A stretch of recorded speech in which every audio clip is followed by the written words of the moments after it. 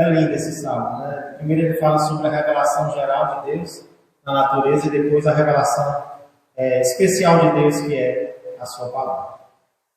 Mais alguém? Eu posso encerrar? Tem que ensinar, viu? Quero dizer no próximo vídeo. Eu. Amém? Então vamos para a nossa divisão de classes, crianças e também discipulado, podem sair. Se Deus quiser, no próximo domingo à noite, nós estaremos realizando o batismo de alguns irmãos. Então, ore por eles.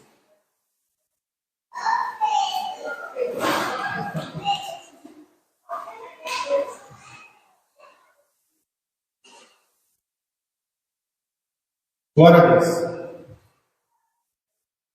Eu queria que você pensasse nesse momento em uma ou duas palavras que para você resumiriam a Bíblia inteira. Fora o nome de Jesus e os outros nomes de Deus. Duas palavras que para você resumiriam a Bíblia inteira, a Bíblia completa. Alguém já pensou? Pode dizer. Ela é real. Muito bem. Mais alguém? Duas palavras que resumiriam Gênesis a Apocalipse. Só isso. Ela é real e verdadeira. Glória a Deus.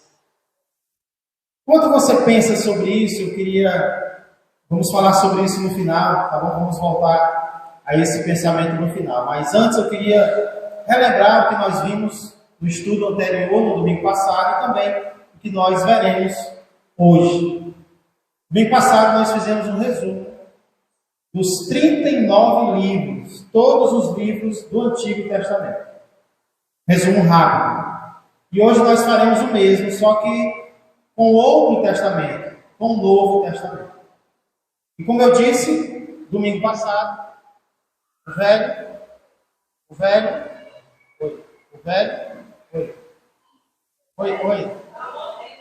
está morrendo. Opa! Pode falar do velho aqui, não? Como eu disse, o Velho e o Novo Testamento têm as suas semelhanças e tem também as suas diferenças.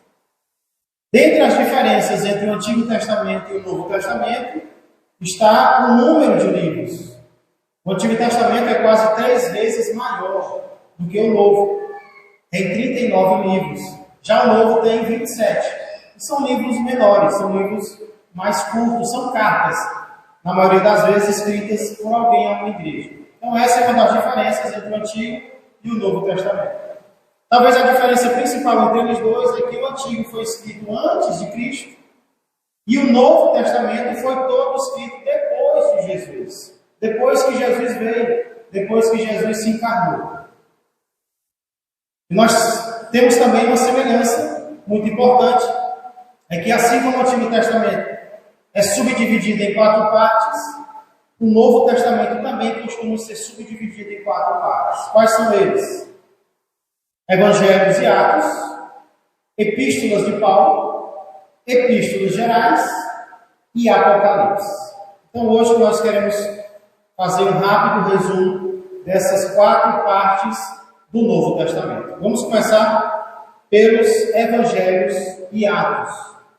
O Novo Testamento inicia com os Evangelhos, que como vocês sabem são 4, e nada falam sobre o mesmo personagem, sobre a mesma pessoa, que é o nosso Senhor e Salvador Jesus Cristo. E aí surge aquela famosa pergunta: mas se os Evangelhos falam sobre a mesma pessoa, que é Jesus, por que 4 e não apenas 1?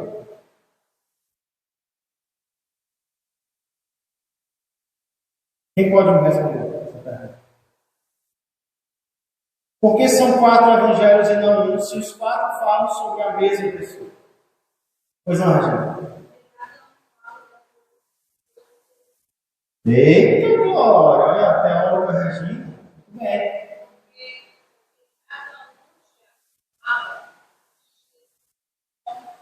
Muito bem. Juntando essas duas respostas, nós temos a explicação por que são 4 evangelhos.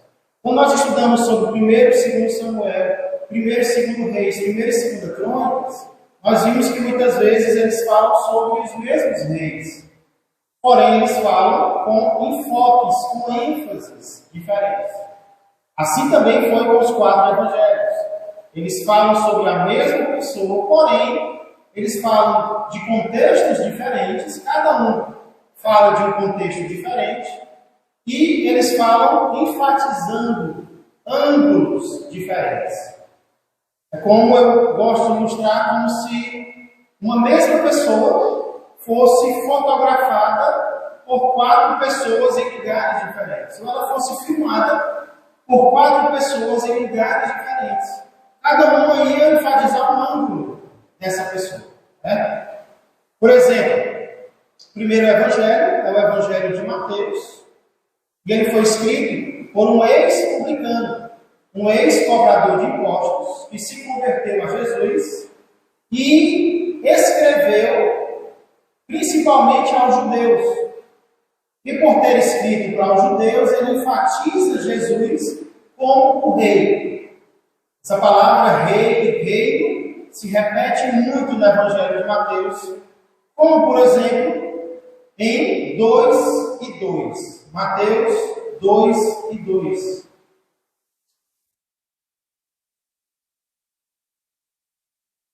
Mateus 2 e 2. O qual diz assim: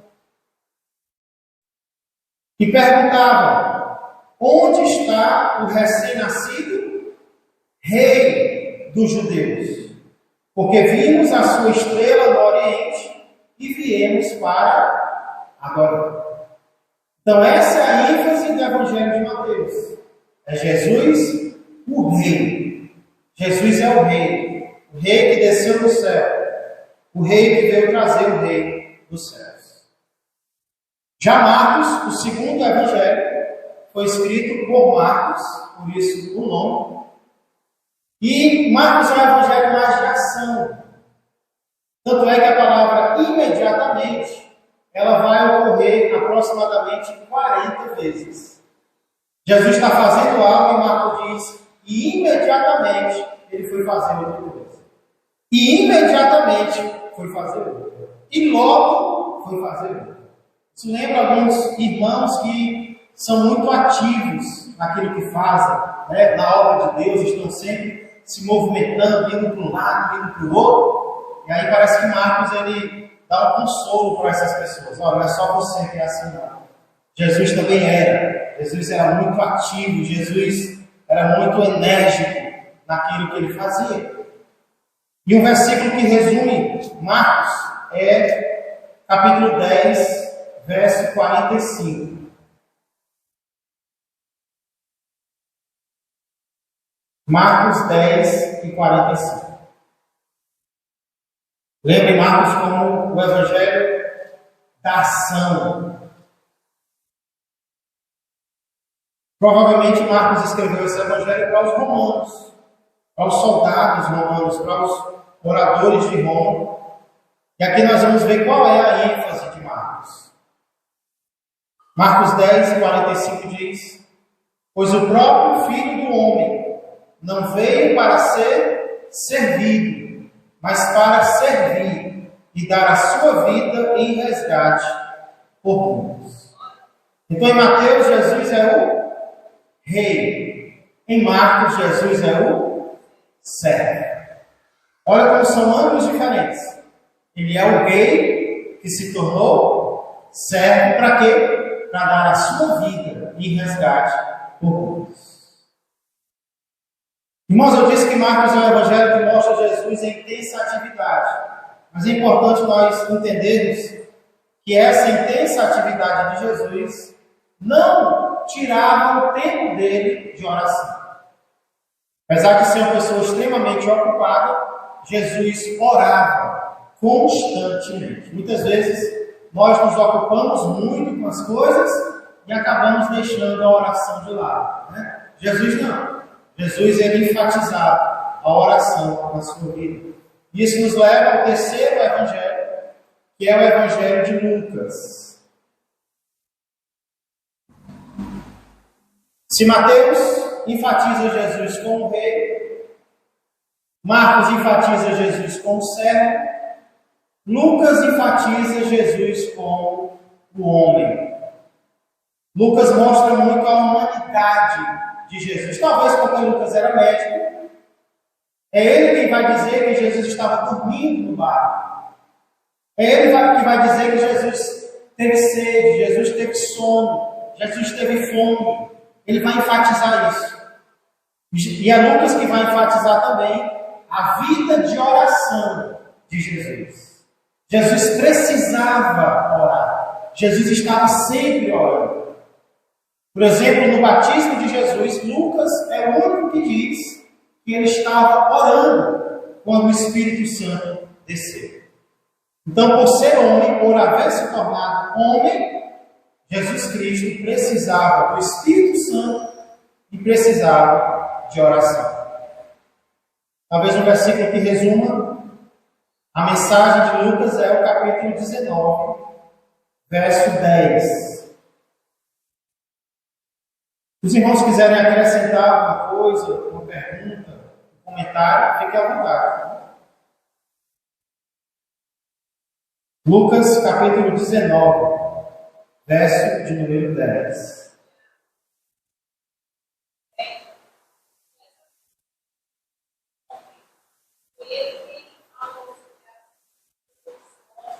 Exatamente.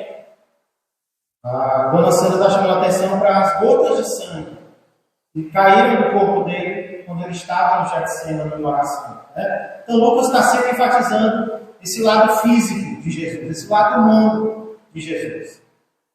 E, por causa disso, o título preferido de Jesus era o Filho do Homem. Aqui nós vemos em Lucas 19 e 10. Porque o Filho do Homem veio buscar e salvar o perdido. Então, Mateus enfatiza Jesus como rei. Marcos, servo. Lucas, homem. Esses três evangelhos, os três primeiros, eles têm muita coisa comum. Eles repetem muito as coisas que o outro fala, com palavras diferentes, com ênfases diferentes. Por isso eles são chamados de os três evangelhos sinóticos. Sinótico significa olhando junto, olhando ao mesmo tempo. Já o quarto evangelho, o evangelho de João, ele é um pouco diferente. Ele vai trazer coisas que os outros três não trazem. Ele vai trazer discursos de Jesus, discussões que Jesus teve, milagres que Jesus fez, que os outros três não mostram. Quarto evangelho, então, é o evangelho de João.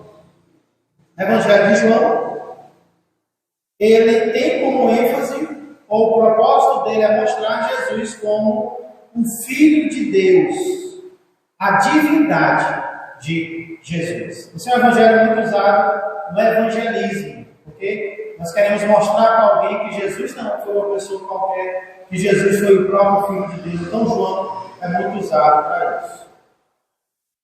Dois versículos que confirmam o que eu acabei de dizer se encontram no capítulo 20. João, capítulo 20,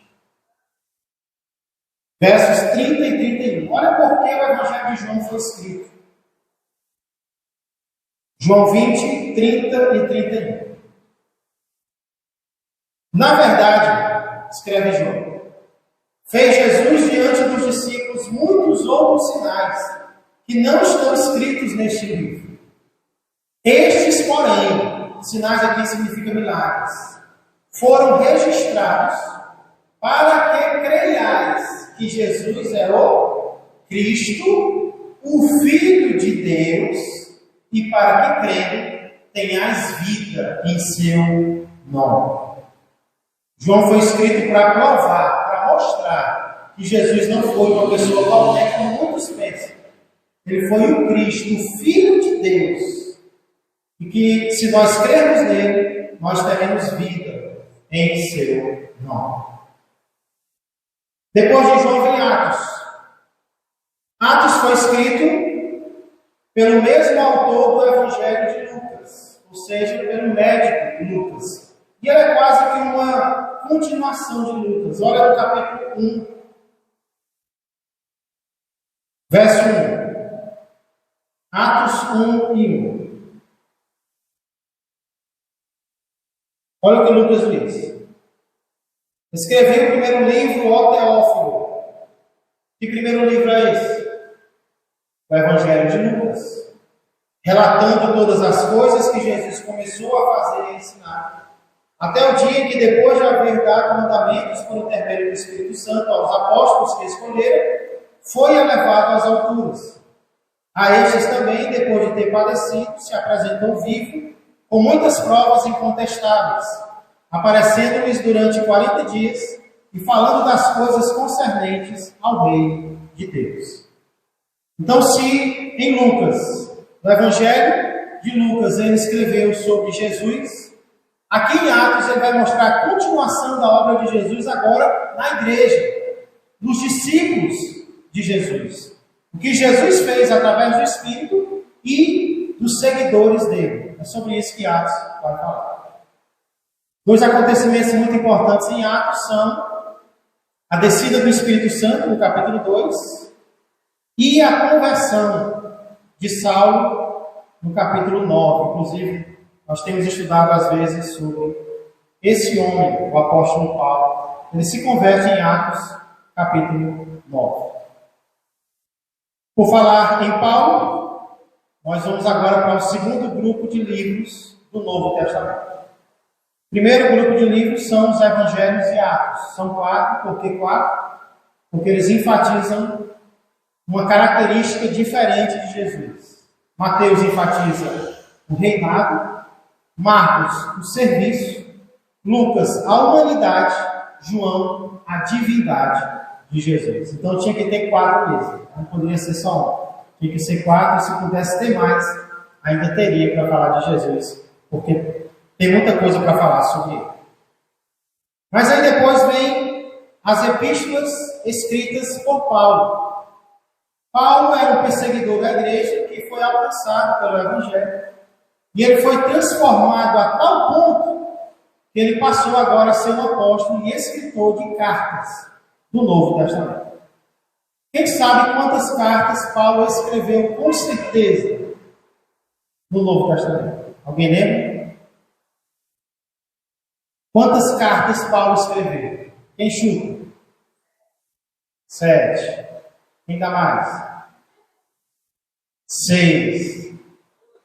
8. Está frio ou está quente? Está morno. 13. Quase a metade do Novo Testamento inteiro foi escrito por um homem chamado Paulo. Paulo escreveu Romanos, 1 e 2 Coríntios, Gálatas, Efésios, Filipenses, Colossenses, 1 e 2 Tessalonicenses, 1 e 2 Timóteo, Tito e Filemão. Todos escritos por Paulo. E vamos fazer um resumo agora dessas 13 cartas. Primeira carta de Paulo, não a primeira que ele escreveu, mas que se encontra na Bíblia, é a carta aos Romanos. Alguns dizem que essa foi a carta mais importante do apóstolo Paulo. De fato, irmãos, Romanos trouxe muita conversão. Romanos trouxe muita transformação para muitas pessoas.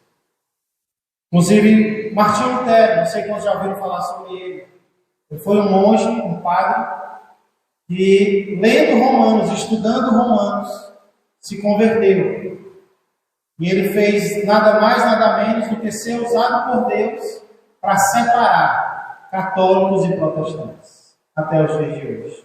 Baseado em quê? Em Romanos.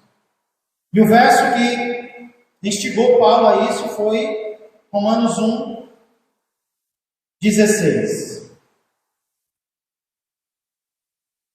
Romanos 1, 16 e 17, nos quais Paulo diz: pois não me envergonho do Evangelho, porque é o poder de Deus, não é o poder de Deus, para a salvação de todo aquele que crê, primeiro do judeu e também do grego, visto que a justiça de Deus se revela no Evangelho, de fé em fé, como está escrito: O justo viverá por fé.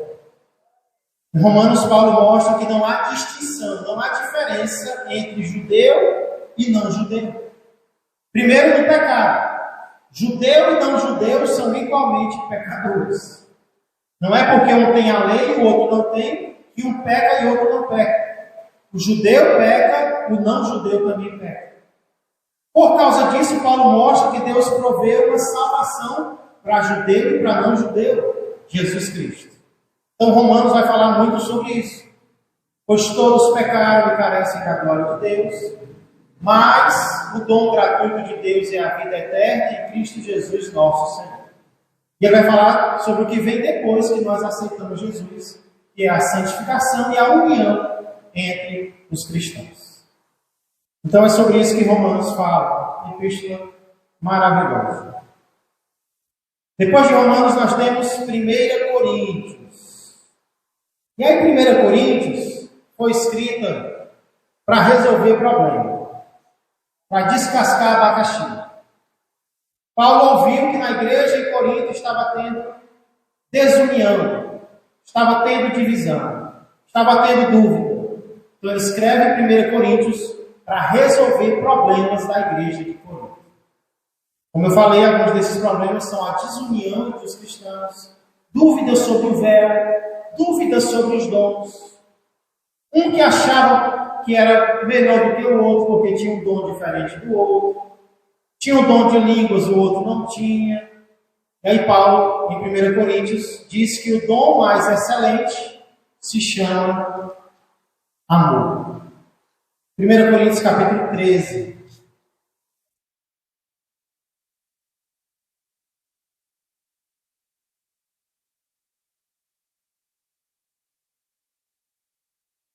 Ainda que eu fale as línguas dos homens e dos anjos, se não tiver amor, versos 1 a 3, serei como bronze que soa ou como símbolo que retira. Ainda que eu tenha o dom de profetizar e conheça todos os mistérios e toda a ciência, ainda que eu tenha tamanha fé a ponto de transportar montes, se não tiver amor, nada serei.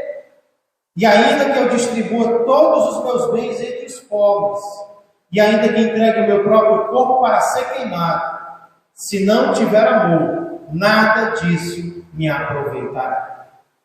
Paulo mostra então que a solução para a divisão, para a desunião, é o amor. É eu viver em amor. É eu fazer as coisas por amor. Eu tenho que servir a Deus, eu tenho que usar os meus dons. Mas por que eu vou fazer isso? Porque eu amo. Porque eu amo meu irmão. Porque eu amo a mim. Depois Paulo fala sobre a ressurreição. E aí termina 1 Coríntios. Antes de continuar, deixa eu perguntar. Quem aqui já experimentou, ou quem já passou pela experiência de ter alguém duvidando do seu chamado? Duvidando daquilo que o Senhor fez na sua vida, daquilo para o qual o Senhor te chamou para fazer. Quem aqui já experimentou isso? Alguém duvidando de você, duvidando da sua conversão, duvidando do seu chamado? Pois 2 Coríntios, uma epístola que Paulo escreveu para defender o apostolado dele, para defender o chamado dele perante os coríntios, porque eles estavam duvidando de Paulo, dizendo que Paulo não era o verdadeiro apóstolo, não tinha sido alguém realmente chamado por Deus. Então, irmãos, se Paulo foi questionado, que dirá eu e que dirá você? Se Paulo foi desprezado por algumas pessoas, se o próprio Jesus foi, que dirá eu e você? Devemos estar preparados para essas coisas. É em 2 Coríntios que Paulo fala sobre o espinho na carne, que Deus permitiu que ele tivesse, para que ele não se orgulhasse. Olha que interessante. Deus quer nos dar bênçãos, mas ele sabe que algumas bênçãos que ele nos dá poderão nos orgulhar. Olha o que Deus faz. Ele quer nos abençoar, mas ele não quer que nós nos orgulhemos. Aí, na sua sabedoria, Deus nos humilha antes ou depois de nos abençoar. Às vezes você não entende porque você está sendo tão humilhado, porque você está sendo tão perseguido, tão maltratado. Às vezes é porque Deus está preparando uma bênção para você. E se você recebesse do jeito que você está, você até se afastaria de Deus. Como Ele não quer que isso aconteça, Ele está preparando o vaso para poder receber a bênção dele. Às vezes Ele faz isso antes e às vezes Ele faz isso depois. Por isso que às vezes a gente não entende porque depois de uma bênção vem uma dificuldade, vem uma tribulação. É para a gente não se orgulhar com a bênção que recebeu. Ou recebemos já, ou ainda vamos receber. Então esse é o contexto de 2 Coríntios 12, versos 7 a 10. Nos versos anteriores, Paulo fala sobre uma visão que ele teve, chegou até aí ao terceiro céu, e viu coisas que não é lícito ao homem dizer a outro homem. E aí ele diz o que foi que aconteceu depois disso, verso 7. 2 Coríntios 12, 7. E para que não me ensoberbecesse, não me orgulhasse com a grandeza das revelações, foi-me posto um espinho na cara. O que seria esse espinho, né? Mensageiro de Satanás, para me esbofetear, a fim de que não me exalte. Por causa disto, 3 vezes pedi ao Senhor que o afastasse de mim.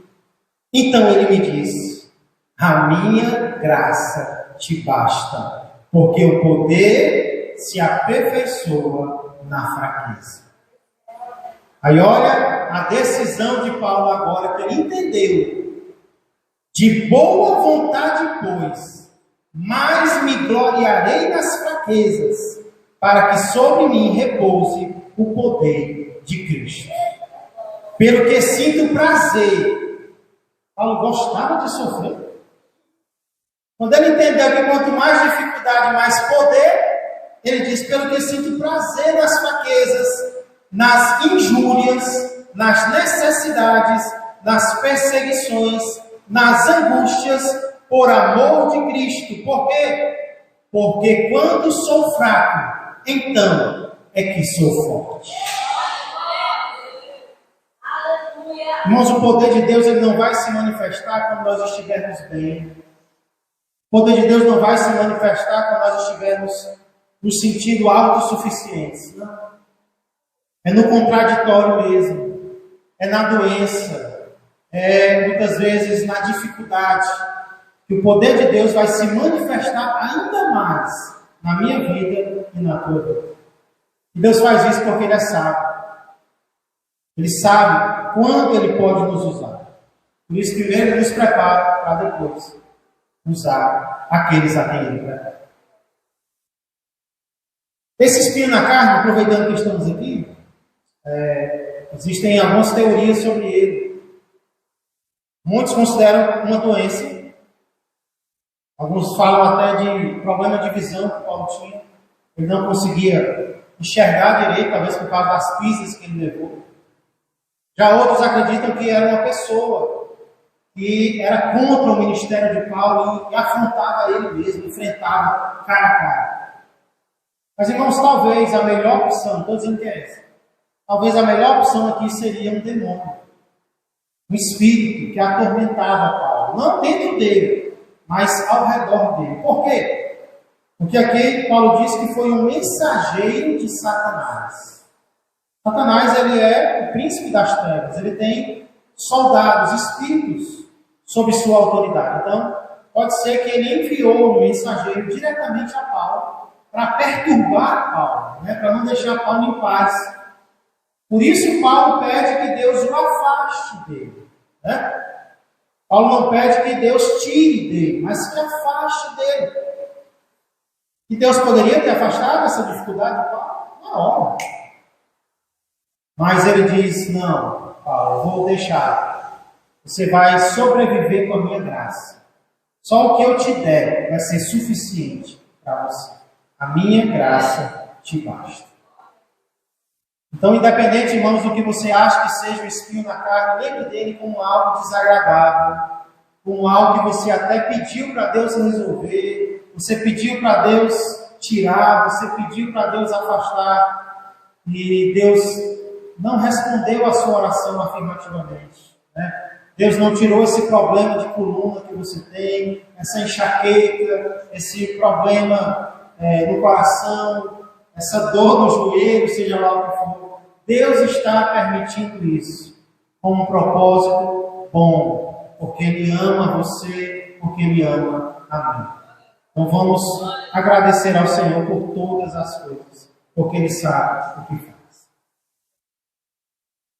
Depois de 2 Coríntios, vem Gálatas.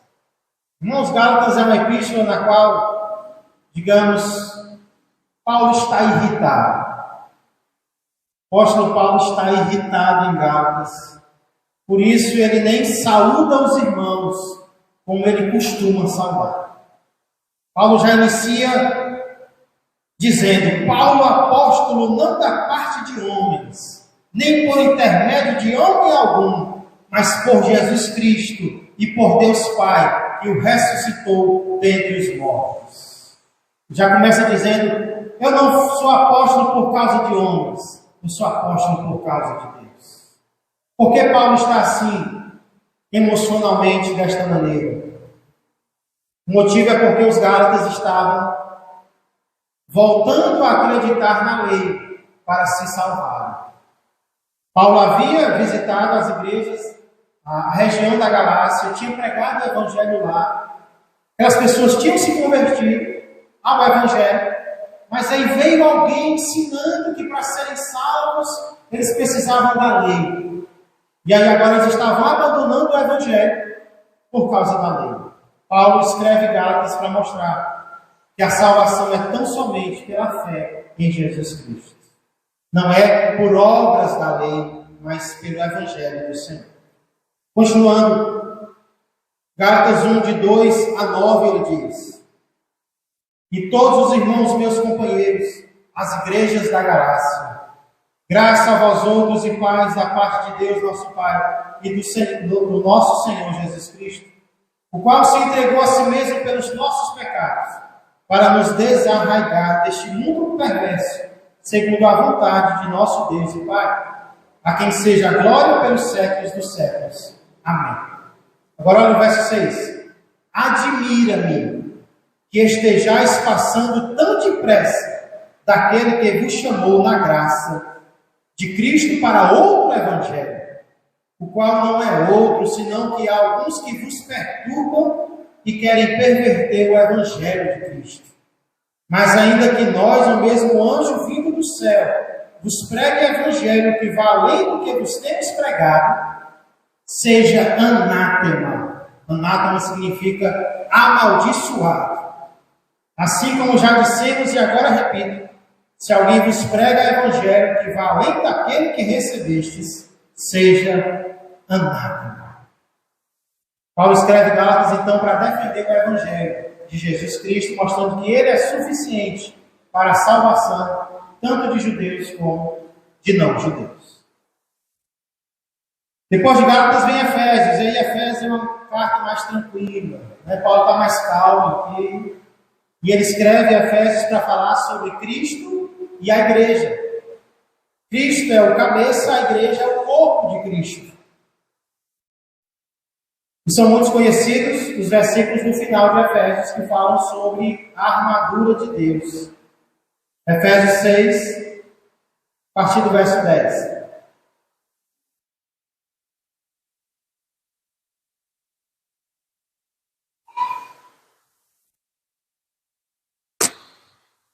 Quanto ao mais sede fortalecidos no Senhor e na força do seu poder, revestivos de toda a armadura de Deus, para poderes ficar firmes contra as ciladas do diabo.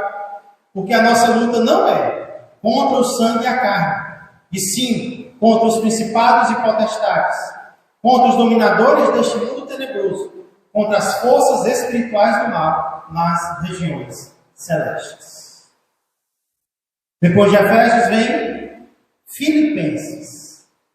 Filipenses é chamada de a carta da alegria. Mas sabe o que é interessante?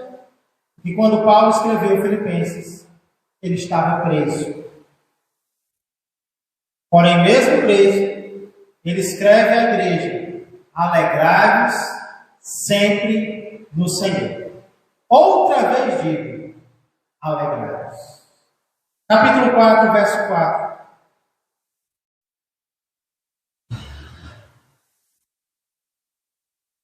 Alegrai-vos sempre no Senhor. Outra vez digo, alegrai-vos. Temos obedecido esta ordem? Temos nos alegrado no Senhor, independente da situação? É uma ordem, não é uma sugestão, não é um pedido, é uma ordem. E quem deu essa ordem tinha autoridade para isso. Estava encarcerado, preso. E lá na prisão ele diz para nós: você que está livre, alegre-se no Senhor. Não é olhando para o lado, não é olhando para o outro que nós vamos nos alegrar. Não é olhando para nós mesmos, é olhando para cima, é olhando para o Senhor. Quando nós olhamos para Deus, nós temos motivos de ficar alegres. Deus tem falhado com você? Não. Deus tem mentido para você? Não. Tudo aquilo que Ele tem prometido, Ele tem cumprido. Quem falha é o homem. Nós que falhamos, o Senhor. Não quer ficar alegre? Olha para cima, olha para Deus. Depois de Filipenses vem Colossenses, outra carta da prisão que Paulo escreve para combater alguns erros doutrinários, algumas ideias erradas que as pessoas estavam tendo, inclusive sobre cultuar anjos. Não é de agora que as pessoas adoram anjos, não. Na época de Paulo, isso já acontecia e Paulo escreve para combater essas doutrinas erradas e também falar sobre ideias práticas, mudança de vida. Vamos ler o capítulo 2, versos 16 a 19. Colossenses 2, 16 a 19.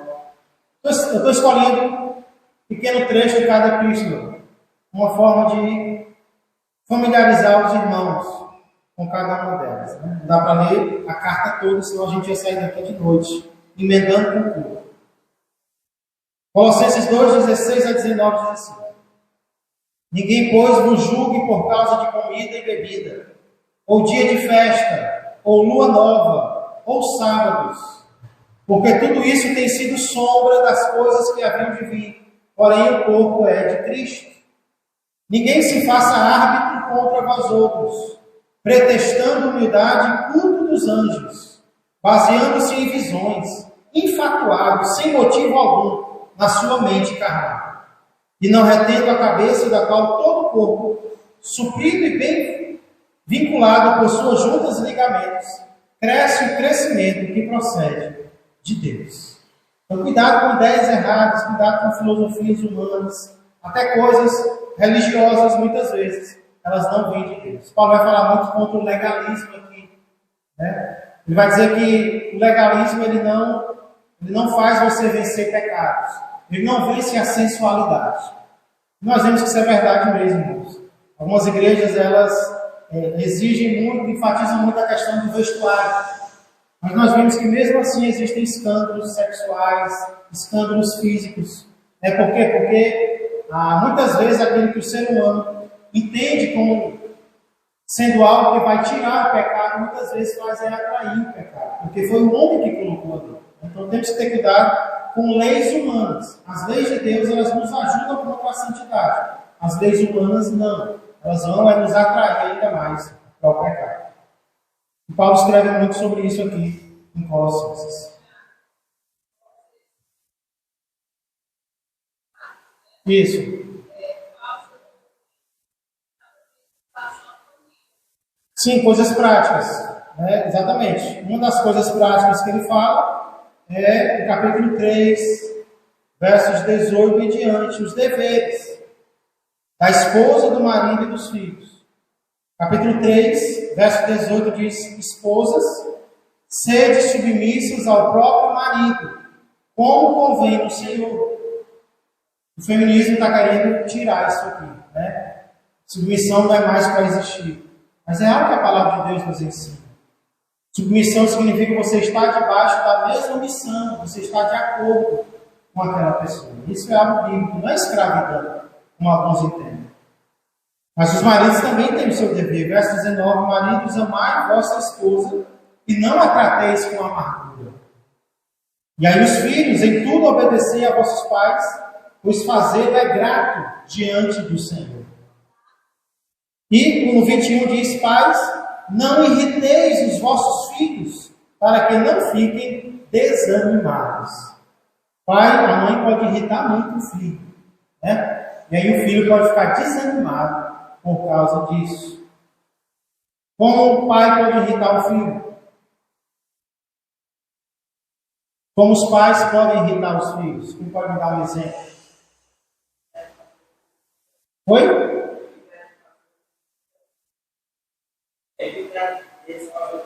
Evitar deles fazerem o que não devem. Exatamente. Isso irrita bem, né? Do lado bom. Mas quando é que os pais podem irritar os filhos de forma errada? Aqui está dizendo: não irriteis. Por exemplo, quando os pais tratam diferente os filhos. Infelizmente, isso irrita muito. Quando o filho percebe isso. Ele, mas claro que às vezes tem brincadeiras, né? Mas isso acontece na prática. Há pais que tratam filhos diferentes de verdade. Na Bíblia mostra isso. Em vários casos em que isso aconteceu, né? E hoje eu conheço pessoas que são tratadas diferente pela mãe, são tratadas diferente pelo pai. E isso traz uma irritação, isso traz um sentimento ruim. Os pais precisam ter cuidado com isso, né? Desânimo. Claro que Deus pode preencher o coração com um filho desse, mas se Deus não chegar, o inimigo vai chegar. Também quando os pais prometem e não cumprem. Na volta a gente compra, né? É o famoso na volta a gente compra. Aí. Na volta, não volta nem pelo mesmo caminho. E aí os filhos ficam já, promessa que não cumpre, né? Promete e não cumpre. E aí cresce achando que pode mentir, achando que pode prometer sem cumprir. É claro, irmãos, que às vezes nós pais exigimos muito dos nossos filhos. E com razão. Mas também temos que entender que existe o nosso lado, existe a nossa parte. Esses dias a Suliane fez algo que até me admirou. Porque ela disciplinou um dos gêmeos. E aí depois ela percebeu que disciplinou errado. Mas não foi porque ela trocou, não. Foi porque ela nem perguntou. Né? Não sei se ela está doente. No final vamos orar por ela. Não sei se ela está me assistindo. Mas, imediatamente, irmãos, poucos segundos depois, ela pediu perdão a ele. E eu achei aquilo muito bonito. Porque foi algo rápido. É algo que nós costumamos fazer, pedir perdão aos nossos filhos. Mas ela fez muito rápido. Eu fiquei até admirado. Já bateu, já pediu perdão. Né? Porque bateu. E eu fiquei feliz com aquilo, né? Mostrou realmente o interesse que ela tem de fazer as coisas corretamente. Porque às vezes, no impulso, nós vamos agir de forma errada. Se isso acontecer, vamos pedir perdão, porque senão o inimigo ele vai agir em cima daquilo, para criar uma amargura ou até um desânimo em nós. Não podemos desistir de disciplinar os nossos filhos, mas tem que ser com amor. Né? Então, Colossenses fala sobre coisas práticas assim, sobre oração, sobre hospitalidade e algumas outras coisas. E aí, indo adiante, tem 1ª e 2ª Tessalonicenses, também escritas por Paulo. Elas falam muito sobre a volta de Jesus. 1ª Tessalonicenses fala sobre o arrebatamento, dentre outras coisas, no capítulo 4. E 2ª Tessalonicenses fala sobre o que vem depois do arrebatamento, que é a volta de Jesus. Indo adiante, nós temos 1ª e 2ª Timóteo e Tito. 1ª e 2ª Timóteo e Tito foram escritas por Paulo e são chamadas de epístolas pastorais. Por quê?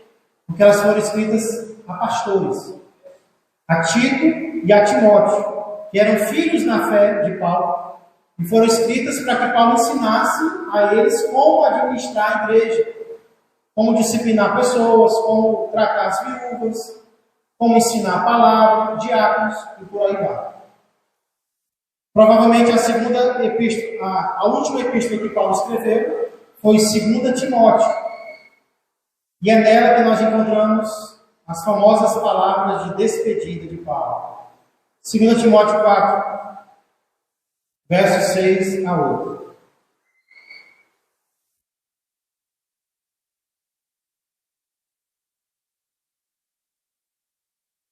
Segundo Timóteo 4, 6 a 8 diz: Quanto a mim, estou sendo já oferecido por libação, e o tempo da minha partida é chegado.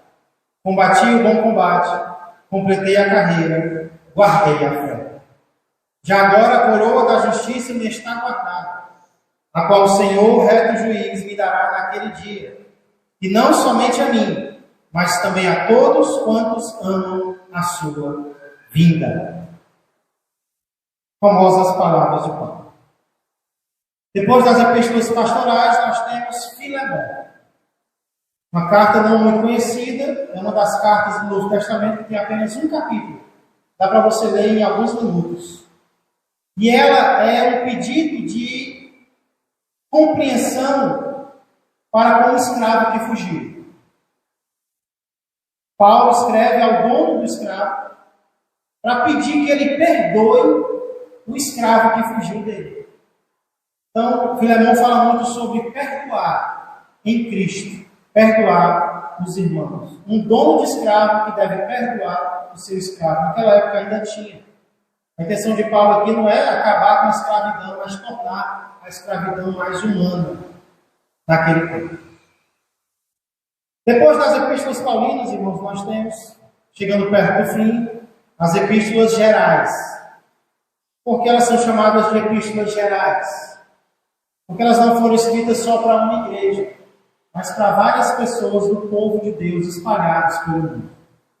Elas não são dirigidas a uma pessoa. A primeira das epístolas gerais é Hebreus. Quem escreveu Hebreus?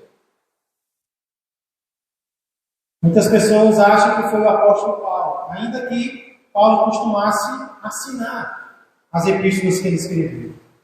Nós não sabemos quem escreveu humanamente Hebreus. Nós sabemos que o autor divino de Hebreus é o nosso Deus. Hebreus foi escrito para pessoas que estavam desistindo do caminho de Deus, para voltar para a sua antiga religião. E Hebreus fala muito sobre persistir, sobre continuar a jornada da fé. Por exemplo, capítulo 12, versos 1 e 2. Hebreus é uma epístola muito forte, quase que uma pregação, alguém incentivando você a decidir permanecer nos caminhos de Deus.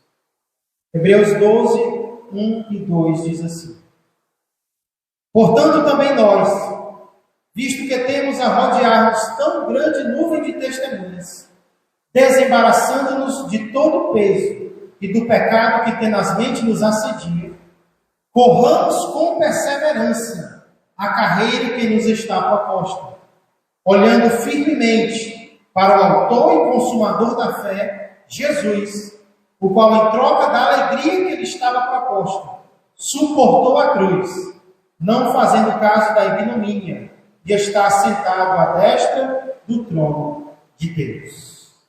Então, essa expressão, corramos com perseverança, é um resumo de Hebreus. Correr com perseverança.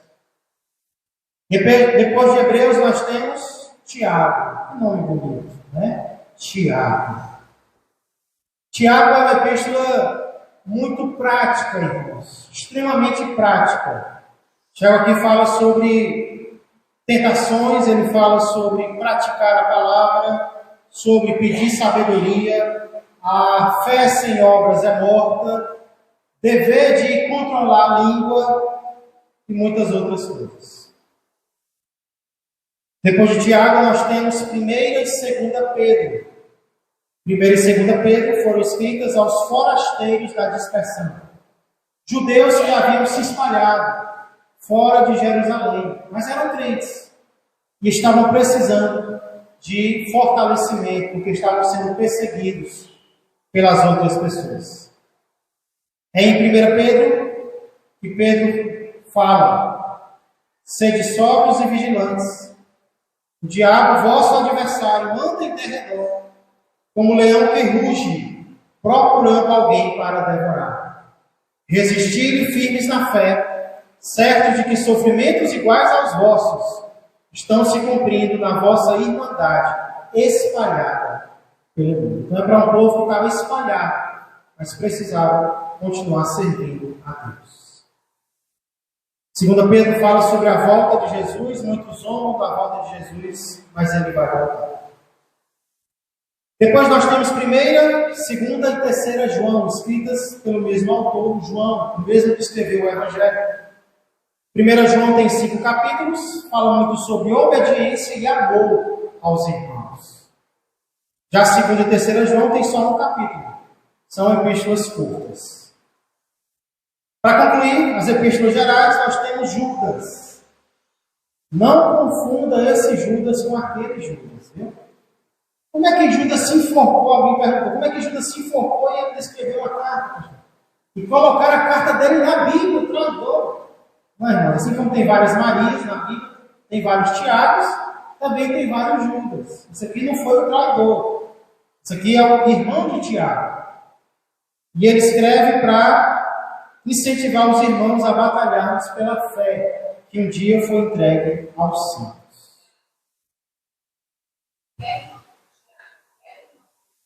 Cremos que sim.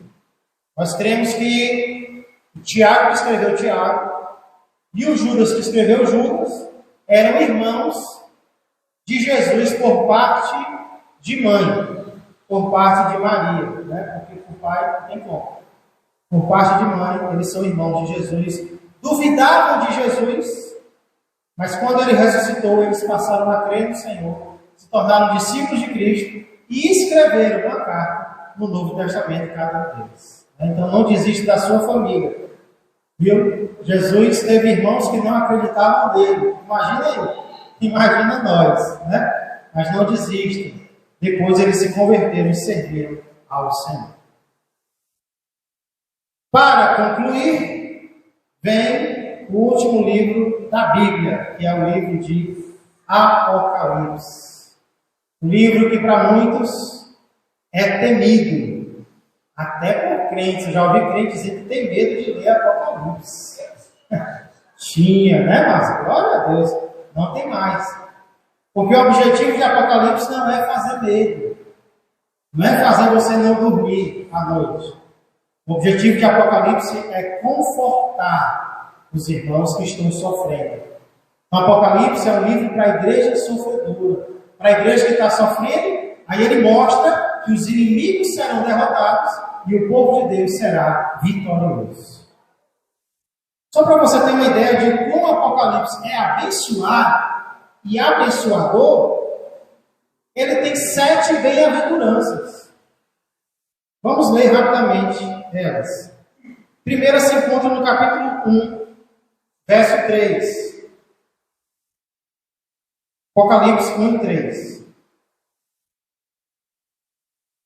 Bem-aventurados aqueles que leem e aqueles que ouvem as palavras da profecia e guardam as coisas nela escritas, pois o tempo está próximo. Capítulo 14, verso 13.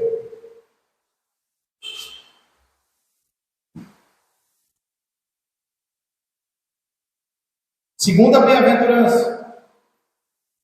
Então ouvi uma voz do céu dizendo: escreve, bem-aventurados os mortos, que desde agora morrem no Senhor. Sim, diz o Espírito, para que descansem das suas fadigas, pois as suas obras os acompanham. Capítulo 16, verso 15.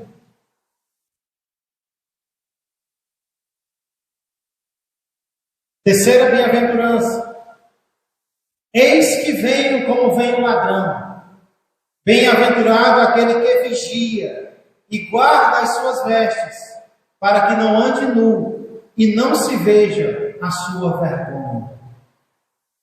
Capítulo 19, verso 9.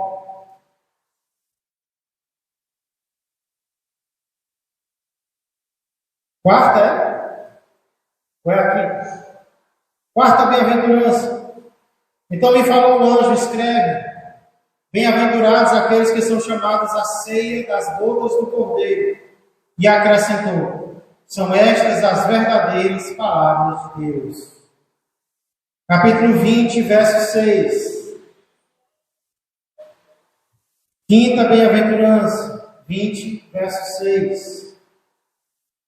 Bem-aventurado e santo é aquele que tem parte na primeira ressurreição. Sobre esses, a segunda morte não tem autoridade. Pelo contrário, serão sacerdotes de Deus e de Cristo, e reinarão com ele os 1000 anos. Capítulo 22, verso 7.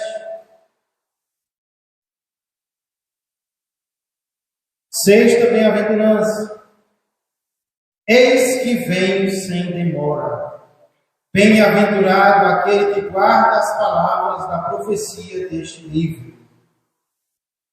Capítulo 22, verso 14. Sétima e última bem-aventurança.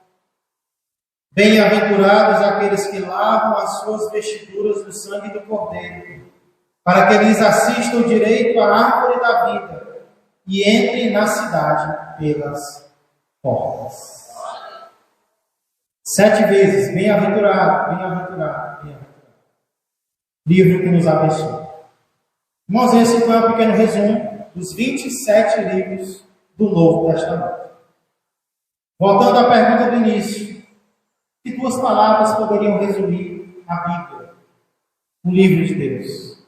Alguém poderia dizer as palavras promessa e cumprimento. Porque a Bíblia é um livro no qual Deus promete, e é um livro que mostra Deus cumprindo aquilo que Ele promete. No Velho Testamento Deus promete, no Novo Testamento Deus cumpre.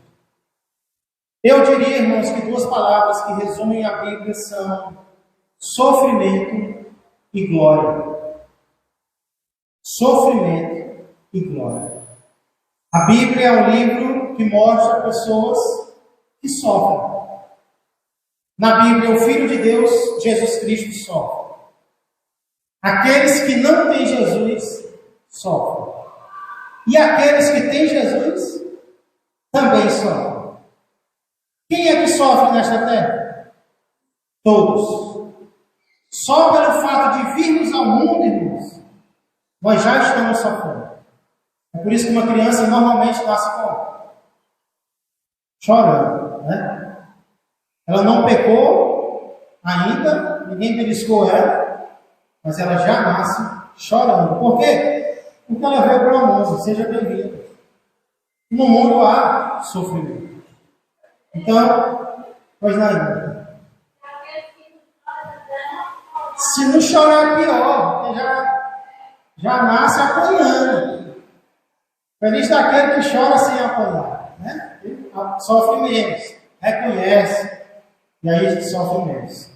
Mas, irmãos, então na Bíblia nós temos 3 motivos para sofrer. Primeiro, por vivermos neste mundo, nós já sofremos. É um mundo de doença, é um mundo de dificuldade, é um mundo de tanta coisa ruim. Sem motivo nós já estamos sofrendo. Segundo motivo para sofrer, os nossos erros, os nossos pecados. Mas tem um terceiro, por causa de Cristo. Então a questão não é se você sofre, é pelo que você sofre. Você pode morrer ou sofrer por nada, você pode sofrer pelos seus erros, que não tem recompensa nenhuma, só tem castigo, ou você pode sofrer por Jesus, como Ele sofreu pela salvação. E a Bíblia mostra pessoas sofrendo por causa de Jesus. Mas para essas pessoas, existe a segunda palavra, que é a palavra glória. A Bíblia não é um livro apenas de sofrimento. Não é um livro apenas de humilhação. Ela é um livro de recompensa. Ela é um livro de salvação. Ela é um livro de glória. Estamos sofrendo por Cristo? Amém. Deus já está se manifestando na nossa vida e Apocalipse, juntamente com os outros livros, mostram que está sendo preparado para nós um lugar infinitamente melhor. Nós já estamos sendo recompensados agora, com alegria, com paz, com tranquilidade, porém algo ainda maior nós iremos receber quando chegarmos no céu. Que possamos permanecermos fiéis ao Senhor Jesus, como os apóstolos foram, como Ele próprio foi fiel à sua chamada, porque depois do sofrimento virá a glória. Vamos ficar de pé.